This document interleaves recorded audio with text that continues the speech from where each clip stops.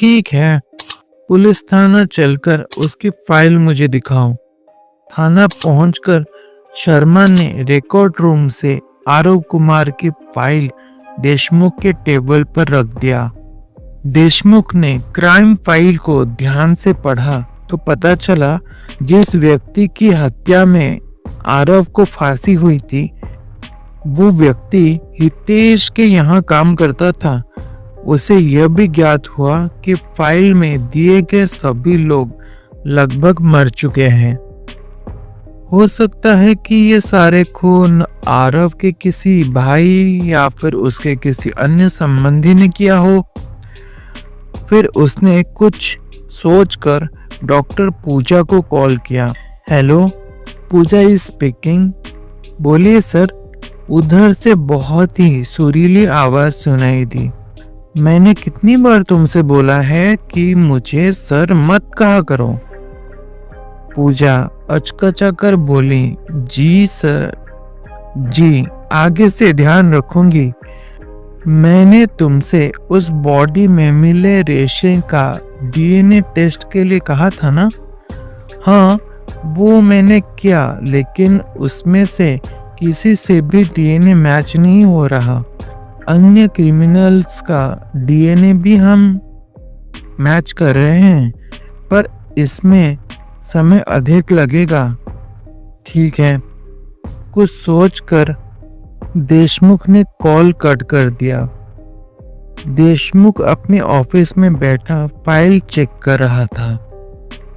तभी साधारण सा धोती कुर्ता पहने हुए बाहर की तरफ तो ग्रामीण लोग आए। धोती की सिलवट बता रही थी कि वो धोती पर शायद ही कभी प्रेस हुआ हो। सर पर हरे रंग का साफा बंधा हुआ था। दूसरे ने साफा को कंधे पर डाल रखा था। उम्र कोई 35-40 के आसपास होगा।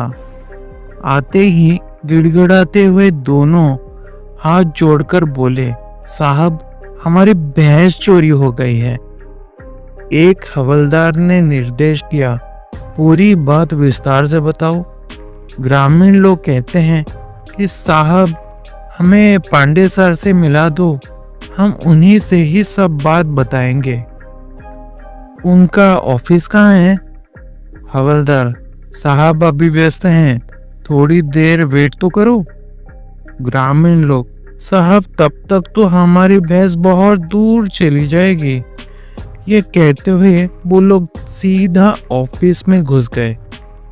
हवलदार ने सहमते हुए कहा, साहब ये लोग जबरदस्ती अंदर घुस गए। बहुत मना किया पर फिर भी नहीं मान रहे हैं। देशमुख ने हाथ से संकेत किया, ठीक है आप जाओ और इन्हें अंदर आकर अपनी बात कहने दो। बोलो। देशमुख ने फाइल का पन्ना पलटाते हुए कहा। ग्रामीण लोग, साहब हमारी भैंस चोरी हो गई है। इतना कहकर एक ने अपने कुर्ता की जेब में हाथ डालकर एक आईडी निकाली और देशमुख को दिखाई। आईडी को देखकर इंस्पेक्टर देशमुख ऐसा चकित हो गया जैसे कि उसे कोई बिच्छू ने काट लिया हो। अरे सर आप लोग? फिर ग्रामीण लोग कहते हैं, हम सीआईडी से हैं। ये एजेंट 7 और मैं एजेंट 9 हूँ। हम यहाँ म्यूजियम में हुई चोरी के संबंध में जानने के लिए आए हैं। अब उस केस में हम लोग भी सम्मिलित हैं। उससे जुड़ी प्रत्येक फाइल हमें निरीक्षण के लिए दिखाएं। आपके पास उस केस के विषय में जो भी जानकारी हो वो हम लोगों को भविष्य में भी साझा करें। ये कहते हुए उन्होंने एक लेटर पांडे को सौंप दिया। पांडे ने लेटर को बहुत ही ध्यान से पढ़ा। उसमें आईजी साहब के निर्देश साफ साफ लिखा हुआ था। उन्होंने विशेष निर्देश देते हुए कहा था, इस केस में अब सीबीआई गुप्त रूप से जांच करेगी, अतः संबंधित थाना इंचार्ज इन ऑफिसर्स को यथासंभव सहायता करें। जो वो कहें, जैसा वो कहें करना होगा। लेटर को पढ़कर पांडे ने ड्रॉर से एक फाइल निकाली। उस फाइल को उन्हें सौंपते हुए देशमुख ने कहा, all the details in this file. और बताएं मैं आपकी किस प्रकार से अन्य क्या सहायता कर सकता हूँ। एजेंट 7 ने फाइल को अपने कुर्ता में छुपाकर कहा, हमारा रहस्य सदैव रहस्य ही रहना चाहिए। ऐसा कहकर वो लोग जैसे आंधी की तरह आए थे वैसे ही तूफान की तरह चले गए। ऑफिस में कुर्सी पर बैठे बैठे देशमुख के मन में कई सारे प्रश्न कौंध रहे थे। पांडे ने नॉर्मल ड्रेस पहनी हुई थी और एक छोटा सा थैला हाथ में था। मृतक आरव कुमार के घर पर पहुंचकर उसने डोरबेल बजाई। आरव की पत्नी अनाया ने मुख्य द्वार खोला। अनाया, कहिए। पांडे जी कहते हैं, जी मैं केबल रिपेयरिंग के लिए आया हूँ। आपने कंप्लेन की थी ना? जी, अंदर आइए। पांडे अंदर पहुंचकर रूम में जाकर टेलीविजन चेक करने लगा। तभी बाहर गेट पर किसी ने थपथपाया। मैं देखती हूँ कौन है। द्वार खोला तो बाहर 2 लोग खड़े थे जो पता नहीं कहाँ का पता पूछ रहे थे। पते को उनको ठीक से समझाकर द्वार बंद कर अनाया टेलीविजन रूम में वापस आ गई। पांडे जी, आप कुछ व्याकुल दिखाई दे रही हैं।